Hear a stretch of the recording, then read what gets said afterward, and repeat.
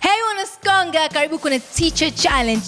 Unajua tuna package nyingi sana kwenye Skonga Show. Na hii Teacher Challenge ni new package kwa ajili ya walimu, ambapo tutakuwa tunatoa challenge mara kwa mara kwa ajili ya walimu kufanya challenge. Na challenge yetu hii ya leo, tunahitaji mwalimu ambaye utamuona hapa atajitambulisha, lakini yeye ni mwalimu wa commerce, na tunahitaji afundishe kwa dakika 2 commerce lakini kwa lugha ya Kiswahili tu bila kutumia neno lolote la Kiingereza. Are we ready? I'm already excited. Aya, let's go. Kwa majina naitwa Mwalimu John Moto, ni mwalimu wa somo la biashara na kwenda kufundisha mada itwayo kodi kwa Kiswahili bila kuchanganya na lugha ya Kiingereza. Mniombe. Kwanza, katika mada yetu ya kodi, hii ni mada inayofundishwa kidato cha 4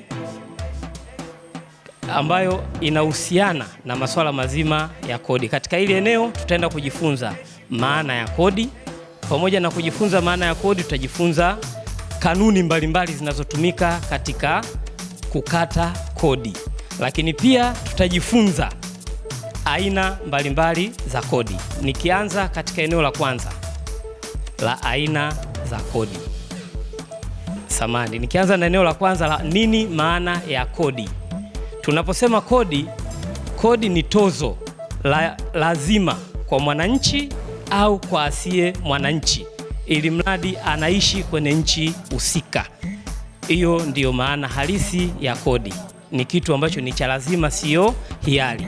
Lakini pia kodi inaweza kutumika kama eneo ambalo mtu anaweza kutumia kuonyesha uzalendo wake katika taifa lake na kwa namna moja au nyingine kuliwezesha taifa lake. Tukija kwenye swala la kodi, japokuwa ni swala la lazima, lakini pia linaongozwa na kanuni zake na sheria zake ili liweze kukatwa hiyo kodi husika. Kwa kwenye kukata kodi, kanuni ya kwanza huwa tunazungumzia usawa.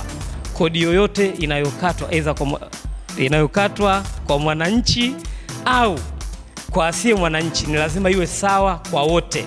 Yaani iwe inaleta hatua ya mwisho, yaani tunasema ile matokeo yawe sawa kwa wote, isimuumize mmoja na wala isimuumize ya mtu mwingine. Lakini pia kodi yote lazima iwe na muda, ni wakati gani kodi inatakiwa kukatwa.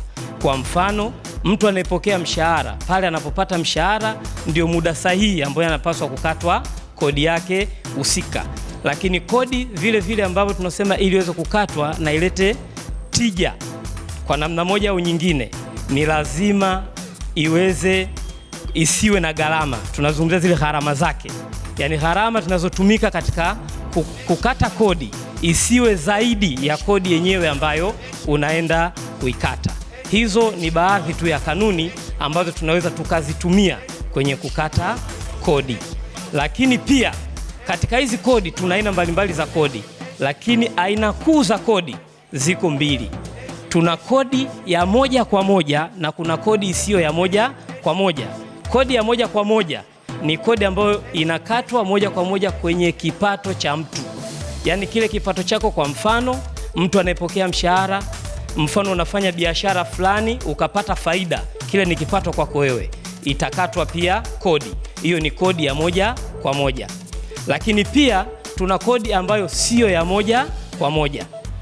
Hiyo kodi sio moja kwa moja ni kodi ambayo inakatwa bila anayekatwa kodi mwenyewe kujua kama katika kile kitu ambacho anakifanya kuna kodi. Hii mara nyingi inafanyika pale bidhaa zinapokuwa zinauzwa au zinapokuwa zinanunuliwa.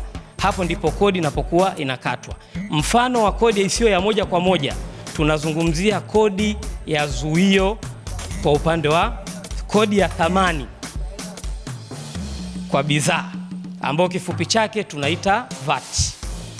Hiyo ni mojawapo ya mfano wa kodi ambayo inakatwa isiyo moja kwa moja, na inakatwa kupitia pale unaponunua bidhaa au pale bidhaa zinapokuwa zinauzwa. Hiyo ndio mada yetu ya leo, na nimejaribu kwa uwezo wangu namna gani ya kufundisha kodi kwa Kiswahili bila kuchanganya maneno yote ya Kiingereza. Sasa ni jukumu lako kujua ni kweli nimetaja au sikutaja. Mambo fresh. Mtu nani? Arafat. Wakati mwalimu anafundisha somo la kodi, hujasikia neno lolote la Kiingereza hapo? Hapo nimesikia. Lipi na lipi? Either pamoja na VAT. mwalimu ameditaili, lakini haya maneno kidogo yamemtoa kwenye mstari. Ndio. Asante. Niwape walimu wenzangu changamoto nyingine kulingana na wanafunzi wetu tulionao. Je, unaweza ukafundisha wanafunzi kwa kuimba, hususani mada zote zile za Kiingereza?